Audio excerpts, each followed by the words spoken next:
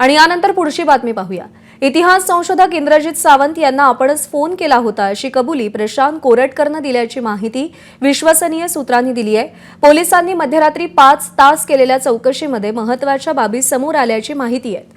मोबाईलमधील data स्वतःच delete केल्याचं देखील प्रशांत कोरटकरने मान्य केलंय अशी माहिती देखील समोर येतेय।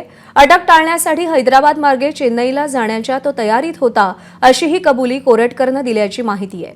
आज दिवसभर त्याची पुन्हा कसून चौकशी होणार आहे आणि उद्या त्याची पोलीस कोठडी संपतीये।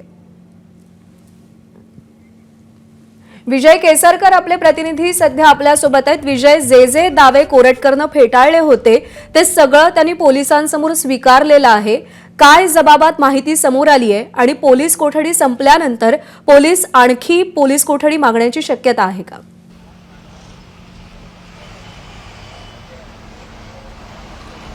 प्रज्ञा गेल्या महिनाभर जो पोलिसांना गुंगारा देत होता तो प्रशांत कोरटकर पोलिसांच्या ताब्यात सापडला। पोलिसांनी अटक केली आणि त्याच्यानंतर जी चौकशी केली 2 रात्री जवळपास 5-5 तास त्याची चौकशी आहे ती केली होती आणि त्यामध्ये त्यांनी म्हटले की मी इंद्रजित सावंत यांना मी फोन केला होता याची कबुली आहे ती प्रशांत कोरटकरने दिलेली आहे। इतकंच नाही तर जो मोबाईलमधला डेटा होता तो देखील डिलीट केलेला आहे, तो मीच केलेला आहे आणि ही सगळी अटक टाळण्यासाठी मी हैदराबाद मार्गे चेन्नईला पळून जाणार होतो याची देखील कबुली प्रशांत कोरटकरने दिलेली आहे अशी विश्वसनीय सूत्रांची माहिती आहे ती मिळालेली आहे।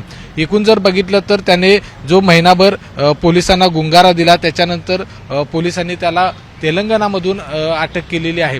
आता जी दररोज जवळपास 5 तास रात्रीच्या वेळी 5 तास ही चौकशी होती आणि ही सगळी चौकशी आहे ती एका कॅमेऱ्यामध्ये शूट आहे ती केली जाते, त्याचं रेकॉर्डिंग आहे ते ठेवलं जातं।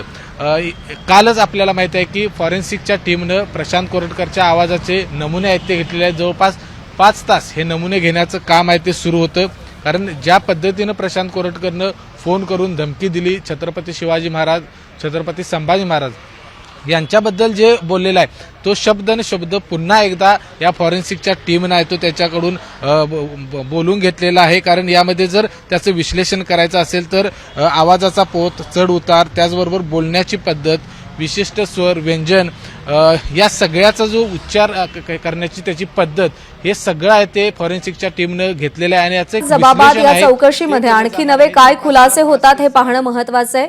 विजय, धन्यवाद दिलेल्या माहितीसाठी। अपडेट जाणून घेत राहू। एबीपी माझा, उघडा डोळे बघा नीट।